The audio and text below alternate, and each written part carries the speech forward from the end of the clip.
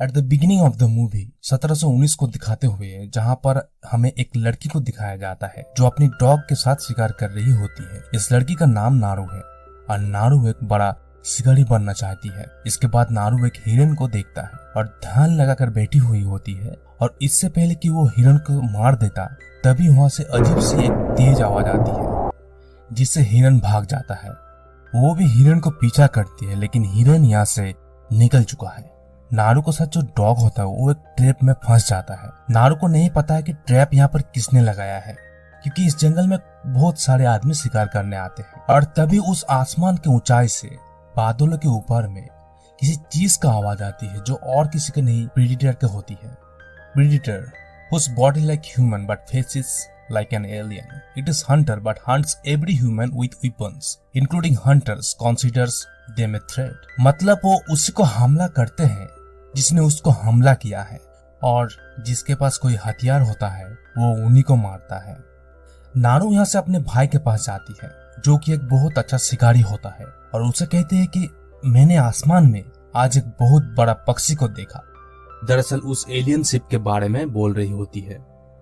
उसे लगता है कि वो आसमान से उड़ता हुआ कोई पक्षी है। वो अपना भाई से कहती है कि मैं उसका शिकार करूंगी, जिसके बाद मैं एक बहुत बड़े शिकारी बन जाऊंगी। इसके बाद नारू अपने घर में आती है जहां पर उसके मॉम को दिखाया जाता है जो जड़ी बूटियों से दवाइयों को बनाती है, और उसके मॉम के नारू को शिकार करना बिल्कुल पसंद नहीं है। उनको समझाती है कि तुम्हें शिकार ना करके दूसरे को ही अच्छा काम करना चाहिए, पर नारू अपने मॉम की बात नहीं सुनती। इसके बाद नारू की मॉम उसे जंगल में कुछ खास फूल जड़ी बूटी लाने के लिए भेजती है, और जब जंगल में होती है तो देखती है कि उसका भाई और उसके कुछ साथी जंगल में शेर का शिकार करने के लिए जा रहे होते हैं, क्योंकि उनके एक साथी को शेर उठाकर ले गया है। नारू उसका भाई से कहती है कि मैं तुम्हारे साथ जाऊंगी, लेकिन कोई उसे अपने साथ नहीं ले जाना चाहता है। नारू को भाई कहता है कि she knows medical very well as herbs.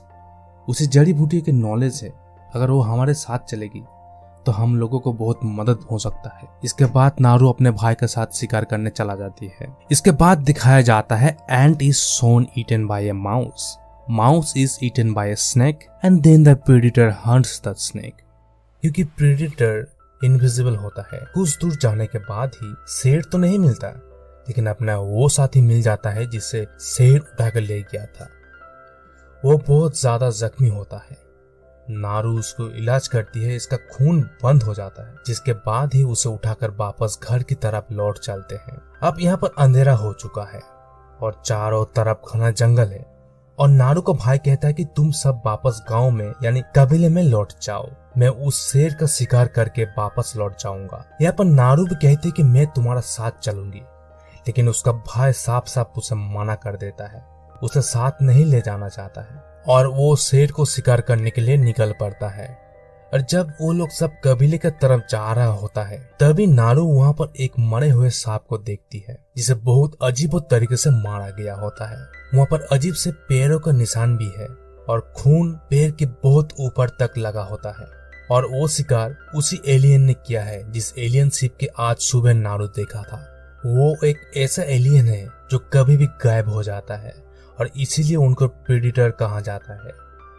इसके बाद नारू को लगता है कि उसके भाई को जान को खतरा है। वो सोचती है कि ये कोई बहुत बड़ा जानवर है जो इस जंगल में घुस चुका है।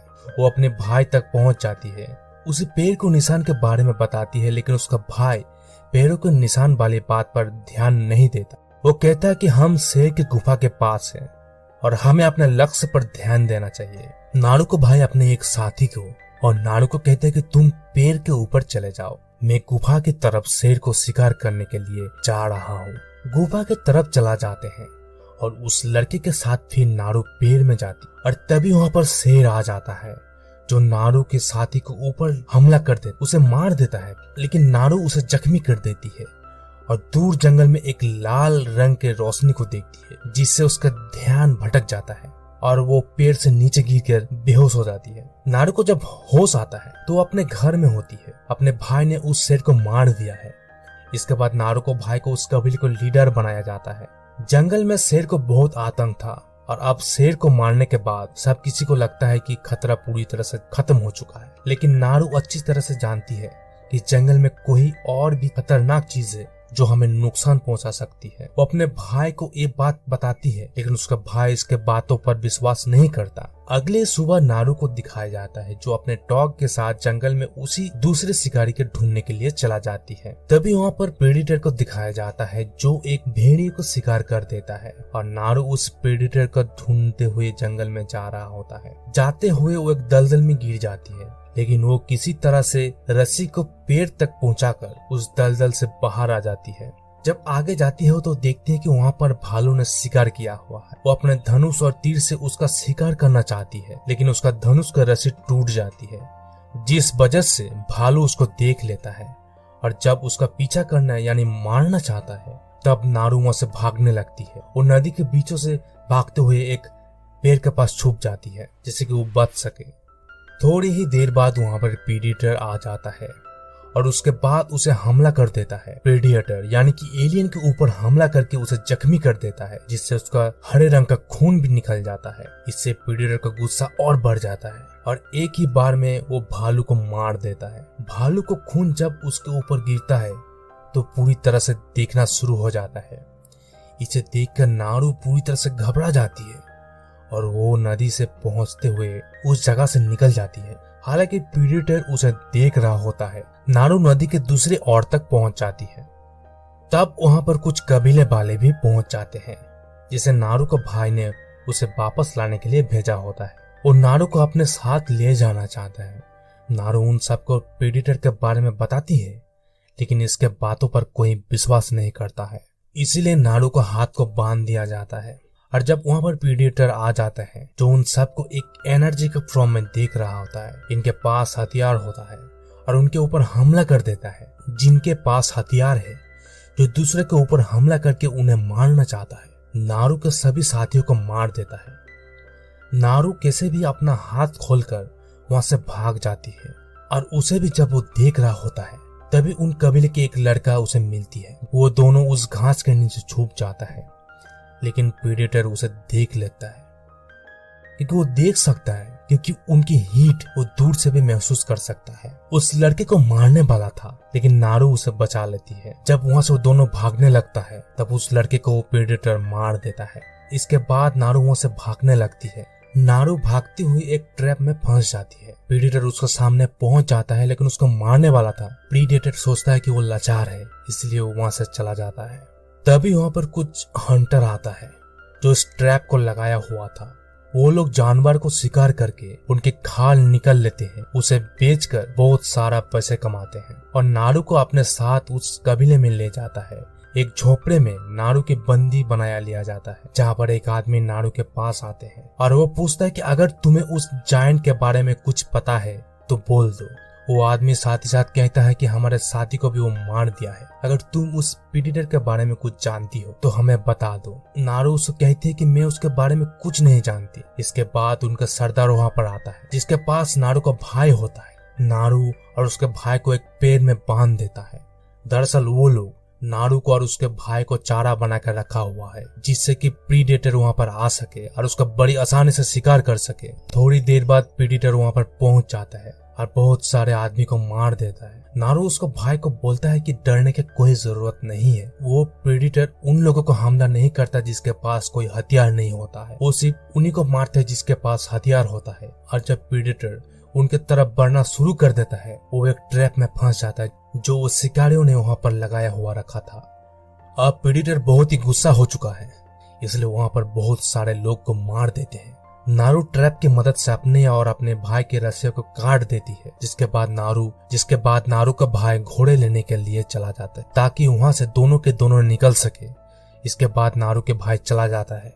अब नारू अपने डॉग को लेने के लिए उस कैंप में चला जाती है जहाँ पर शिकारी होते हैं। प्रेडिएटर अपना हेलमेट को खोल देता है और उसके अंदर से 3 डिवाइस निकलते हैं जो हवा में उड़ना शुरू हो जाता है और तभी वहां पर एक ब्लास्ट होता है जिससे सभी शिकारी मार जाते हैं। वही नारू को दिखाया जाता है जो उन शिकारियों को कैंप में पहुंच जाती है। वहां पर कुछ शिकारियों को मारती है और तभी नारू को सामने वो आदमी आ जाता है जिससे पहले नारू को कहा था कि अगर तुम प्रेडिएटर के बारे में कुछ जानती हो तो हमें बता दो, लेकिन नारू उसे नहीं बताया था।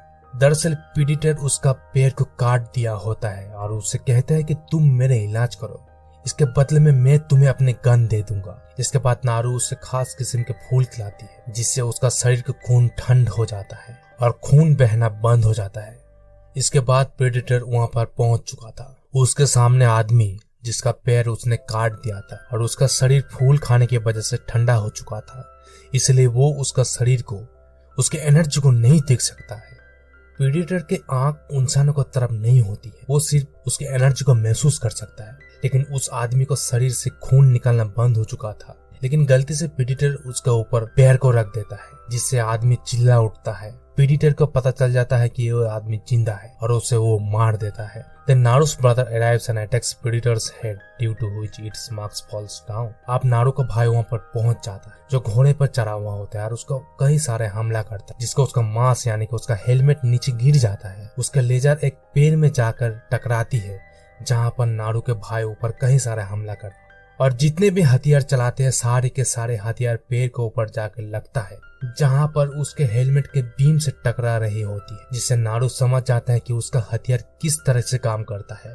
वो समझ जाती है कि अगर उसे निशाना लगाते हैं तो उसे अपना हेलमेट को दोबारा पहनना होगा। प्रेडेटर वहाँ पर गायब हो जाता है और नारू को भाई को मार देता है और उस वक्त उसका सामना नहीं कर सकती है, इसलिए वहाँ से वो भागना पड़ता है। लेकिन अपने कबीले वाले लोगों की और अपने भाई की मौत को बदला फिर से वो लेना चाहती है, इसलिए वो शिकारी के ऊपर हमला करती है जो नदी के दूसरी तरफ होता है।